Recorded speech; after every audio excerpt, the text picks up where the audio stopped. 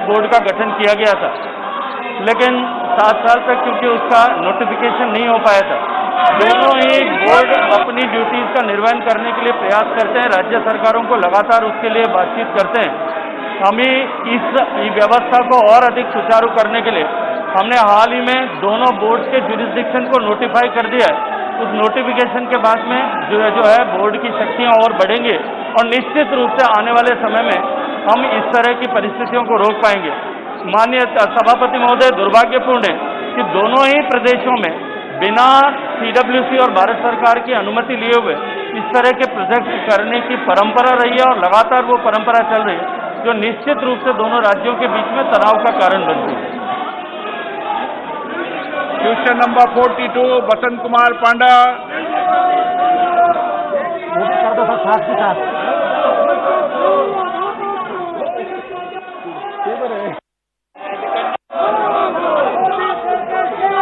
रखा गया है।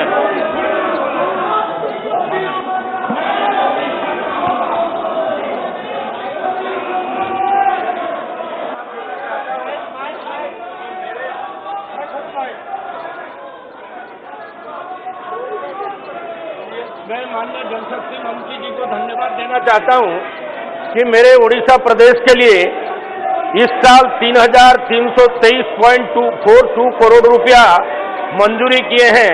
हमारे अनन्य वरेण्य यशस्वी प्रधानमंत्री के निर्देशन में मैं धन्यवाद देना चाहता हूं। उसके साथ साथ एक निवेदन करना चाहता हूं।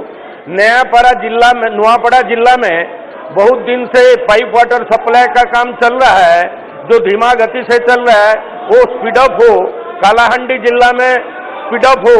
और उसके साथ साथ मैं एक ही निवेदन करना चाहूंगा माननीय मंत्री जी से कि राज्य सरकार को निर्देशित करें कि आकांक्षी जिला को ज्यादा गुरुत्व प्रदान करें पाइप वाटर सप्लाई में, क्योंकि एक्सप्रेशनल जिला में हम लोगों का पश्चिम उड़ीसा का विशेष जिला आता है। मेरा निवेदन स्वीकार करें और राज्य सरकार को डायरेक्ट नंबर 48, 50 और 60 को क्लब किया जाता है। माननीय मंत्री जी।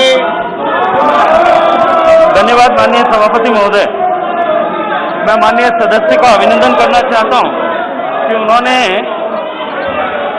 माननीय प्रधानमंत्री जी का आभार जल जीवन मिशन की सफलता और जल जीवन मिशन को चलाने को लेकर के किया है। माननीय सभापति महोदय, जल क्योंकि राज्यों का विषय है, सामान्य रूप से राज्यों को ही अपने जिलों में प्राथमिकता के साथ में काम करना सुनिश्चित करने का अधिकार है, लेकिन साथ ही साथ हम लगातार इन सारे विषयों पर निगरानी रखते हुए राज्यों के साथ में मिलकर के इन विषयों को आगे बढ़ाने के लिए काम करते हैं। जहां तक एस्पिरेशनल डिस्ट्रिक्ट की माननीय सदस्य ने चर्चा की है, एस्पिरेशनल डिस्ट्रिक्ट को प्राथमिकता के साथ में हमने जल जीवन मिशन में लागू करने के लिए काम ऑलरेडी प्रारंभ कर दिया है। और मैं आपका खुशी के साथ में आप सबके साथ में और आपके माध्यम से सदन के और देश के साथ में साझा करना चाहता हूं कि हमने एस्पिरेशनल डिस्ट्रिक्ट में जिस गति से काम किया है, पूरे देश की एवरेज गति के कंपैरिजन में यदि मैं देखूं तो एस्पिरेशनल डिस्ट्रिक्ट में ज्यादा कनेक्शंस मिले हैं। और ऐसे पिछड़े हुए जिले जो सामान्यतः विकास की दौड़ में पिछड़ गए थे, उनके परिवारों की माताओं बहनों को इस आजादी के 75वें वर्ष में हम इस ड्रेजरी के अभिशाप से मुक्त करा पाएं, पानी ढोने के अभिशाप से मुक्त करा पाएं, इसके लिए हम संकल्पबद्ध होकर के काम कर रहे हैं। क्वेश्चन नंबर 48, 50, 60 क्लब किया जाता है। माननीय सदस्य तिरुन बिट्टू खालसा, दीन कुरियाकोस, नियाल चंद चौहान। अध्यक्ष महोदय, धन्यवाद अध्यक्ष महोदय। मैं देश के प्रधानमंत्री जी का धन्यवाद करना चाहूँगा कि उनके नेतृत्व में माननीय जल शक्ति मंत्री जी ने नदियों के बढ़ते हुए दूषित जो औद्योगिक इकाइयाँ हैं उन पे कड़ी से कड़ी कार्रवाई करने के लिए कोशिश की है। मैं माननीय अध्यक्ष जी आपके माध्यम से मैं माननीय मंत्री जी से जानना चाहूँगा कि CPCB ने नदियों को बढ़ते हुए दूषित पानी को रोकने के लिए औद्योगिक इकाइयों को दंडित करने का काम किया है। उसकी रिपोर्ट क्या केंद्र सरकार को सौंपी है? क्या CBCB और पंजाब पोल्यूशन बोर्ड जो PPCB है, जिसने राजस्थान को दिए जाने वाला माननीय सदस्यगण, पानी औद्योगिक इकाइयों का मैं आपसे पुनः आग्रह करूंगा, ये सदन चर्चा और संवाद के लिए इसकी उच्च मर्यादा रही है। आपको जनता ने तख्तियां और नारेबाजी करने नहीं भेजा है। आप जनता की समस्या उठाएं, उनके अभाव उठाएं, चर्चा करें और जनता की समस्या का समाधान सदन के माध्यम से करें। मैं पुनः आपसे आग्रह करूंगा कि आप अपनी अपनी सीट पर जाएं। मैं आपको पर्याप्त समय, पर्याप्त अवसर हर मुद्दे पर दूंगा, लेकिन आप अपने अपने आसन पर जाएं। ये सदन चर्चा संवाद के लिए तख्तियां नारेबाजी करना, सदन से बाहर चले जाएं, वहां नारेबाजी करें, नहीं, उचित नहीं है, गलत तरीका है। आप चर्चा करें, सदन पे विषय उठाएं। ये नारेबाजी, तख्तियां सदन में करना उचित नहीं है। ये सदन आपका अपना है, इसकी मर्यादा बनाने की आपकी जिम्मेदारी है। आप अगर मर्यादा नहीं बनाएंगे तो लोकतंत्र मजबूत नहीं होगा। लोकतंत्र सशक्त मजबूत जब ही होगा जब संसद में चर्चा और संवाद होगी। मैं माननीय सदस्यों आपसे पुनः निवेदन कर रहा हूं, आप अपने अपने आसन पर जाएं।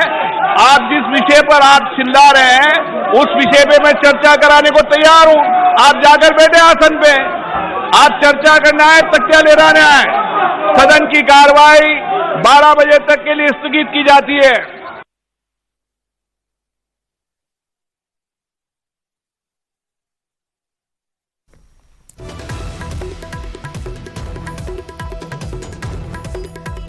ਤਾਂ ਲੋਕ ਸਭਾ ਦੇ ਵਿੱਚ ਜ਼ਬਰਦਸਤ ਹੰਗਾਮੇ ਦੇ ਵਿਚਾਲੇ ਜੋ ਕਾਰਵਾਈ ਹੈ 12 ਵਜੇ ਤੱਕ ਦੇ ਲਈ ਮੁਲਤਵੀ ਕਰ ਦਿੱਤੀ ਗਈ ਹੈ ਕਿਉਂਕਿ ਜ਼ਬਰਦਸਤ ਹੰਗਾਮਾ ਹੋ ਰਿਹਾ ਸੀ। ਸਪੀਕਰ ਦੇ ਵੱਲੋਂ ਬਾਰ-ਬਾਰ ਅਪੀਲ ਕੀਤੇ ਜਾਣ ਤੋਂ ਬਾਅਦ ਵੀ ਜਦੋਂ ਨਾਅਰੇਬਾਜ਼ੀ ਬੰਦ ਨਹੀਂ ਹੋਈ ਤਾਂ ਕਾਰਵਾਈ 12 ਵਜੇ ਤੱਕ ਦੇ ਲਈ ਜੋ ਮੁਲਤਵੀ ਕਰ ਦਿੱਤੀ ਗਈ ਹੈ। ਤਾਂ ਸਦਨ ਦੀ ਕਾਰਵਾਈ 12 ਵਜੇ ਤੱਕ ਦੇ ਲਈ ਮੁਲਤਵੀ ਕਰ ਦਿੱਤੀ ਗਈ ਹੈ ਕਿਉਂਕਿ ਲਗਾਤਾਰ संसद के बाहर तो लेके अंदर तक प्रदर्शन हो रहा है, लगातार विरोध हो रहा है, बीजेपी का विरोध हो रहा है, सरकार नूं कोई गल नहीं रखण दी जा रही है, जहज सिर्फ नारेबाजी हो रही है। स्पीकर ओम बिरला के वल्लों बार बार जो अपील की गई पर जो उस अपील का कोई असर होंदा नजर नहीं आया तो लोक सभा की कार्रवाई 12 बजे तक मुलतवी कर दी गई है। कल भी हंगामे के विचाले कई बार कार्रवाई मुलतवी करनी पई सी तो दूजे पासे अज भी 12 बजे तक कार्रवाई मुलतवी कर दी है। तो राज सभा की कार्रवाई भी मुलतवी करनी पई है क्योंकि राज सभा दे विच भी लगातार हंगामा जारी सी तो दोवां सदनां की कार्रवाई मुलतवी कर दी गई है। कल भी दोवां सदनां की कार्रवाई मुलतवी करनी पई सी हंगामे करके ते अज भी लोक सभा ते राज सभा दोवां सदनां की कार्रवाई जो है वो मुलतवी कर दी गई है क्योंकि हंगामा जबरदस्त हो रहा है, विरोध जबरदस्त हो रहा है, नारेबाजी हो रही है। अजिहे दे विच स्पीकर दे वल्लों राज सभा ते लोक सभा की जो कार्रवाई है वो मुलतवी कर दी गई है। 12 बजे तक लोक सभा की कार्रवाई मुलतवी है। हुण 12 बजे दोबारा सैशन जो है वो चलेगा। अपील की जा रही है शांति बना के मुद्दों के उपर गल करन दी पर विरोध इन्ना जबरदस्त है, हंगामा इन्ना ज्यादा है